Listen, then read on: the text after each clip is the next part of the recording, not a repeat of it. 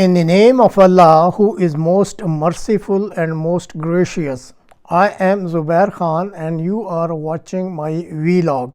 Ahmadiyya, the real son of Islam, is rising from the West. This is the topic for today's program. In this program, you will watch two short video clips. First clip pertains to the short introduction of current Supreme Head of International Ahmadiyya Muslim Jamat, Hazrat Mirza Masroor Ahmad, Allah may be his helper, and his various activities to spread the real message of Islam in the whole world. This clip also contains the short mentioning of the prophecy regarding the Son of Islam rising from the West and the implementation of this prophecy with reference to current situation of Muslims in East and West. Now you can watch this video clip. This is the most influential Muslim today, but most people have never heard of him, even though he is currently fulfilling a prophecy foretold by Muhammad, peace and blessing be upon him. Hazrat Mirza Masroor Ahmad is the Caliph of the Ahmadiyya Muslim community. He leads a global Islamic movement in over 200 countries, united under him as their leader. Every Friday, he delivers a live sermon, broadcast on 8 satellite TV channels 24/7, and translated in real time into more than 16 different languages. He's been invited to speak about Islam and world peace in the European Parliament, the British Parliament, and the US Congress under his leadership. Over 16,000 mosques are being run, more than 600 schools built across Africa and Asia, nearly 40 hospitals and clinics providing free or low-cost care to people in need, and the charity organization Humanity First, which operates in over 60 countries, including Palestine. He's also a crucial part of a prophecy foretold by Muhammad, peace and blessings be upon him. The sun will rise from the west, which scholars have understood as a sign that Islam will revive in the West as it declines in the East. And what do we see today? Division, extremis, and destruction in the East. But in the West, a peaceful, global Islamic revival led from London under one caliph. This is not just leadership. It's the fulfillment of prophecy, and it's happening now. The second clip pertains to the portion of an address of a famous economist Mian Atif, who is also an Ahmadi Muslim. Incidentally, he is also residing in the West, I mean in USA. He is addressing the meeting of financial experts gathered in holy city of Mecca in Saudi Arabia.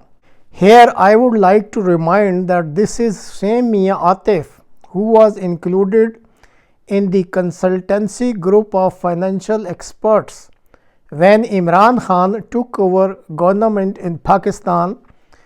But just after few days, Imran Khan bowed his head to the pressure of fanatic Pakistani mullahs, and Mian Atif was excluded from consultancy group just on the basis of his Ahmadiyya belief. Astonishing thing is that the belief of Mian Atif creates no problem for the Crown Prince of Saudi Arabia, who is also known as custodian of two most holy places of Islam, but same belief is not acceptable to fanatic mullahs of Pakistan.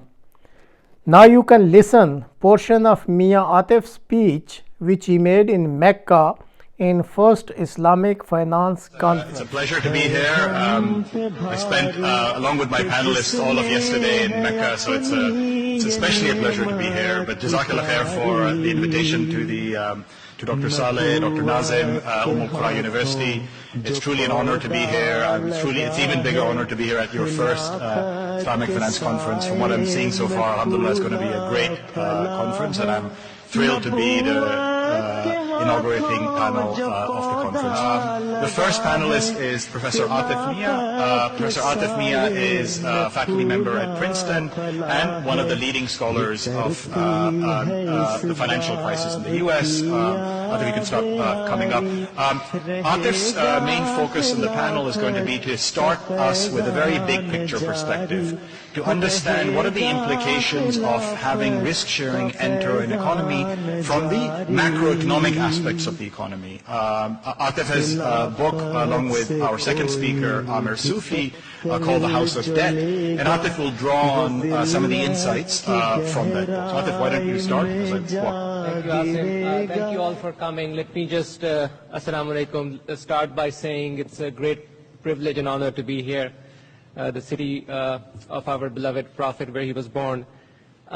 I'm going to talk about risk sharing from the perspective of the macroeconomy.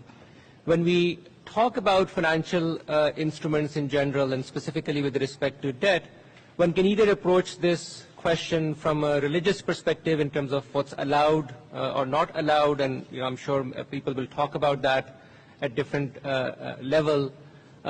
We can also think about that question from a fairness or an equity perspective. Is it fair that a person who is borrowing has to pay that much interest rate regardless of what happens?